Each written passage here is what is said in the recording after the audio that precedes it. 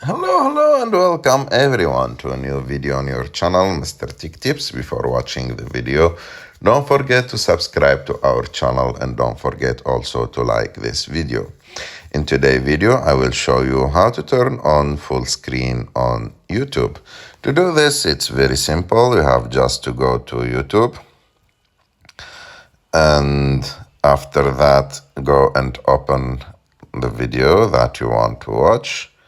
Look to any video that you like. For example, I'll open this one. And to turn on the full screen mode, as you can see on the bottom right of the video screen, there is that circle icon with a cube inside it. You have just to click on it. And as you can see, the full screen mode is on. And if you want to turn it off, as you can see, like there is an icon also on the bottom right circle, like in the bottom right of the screen.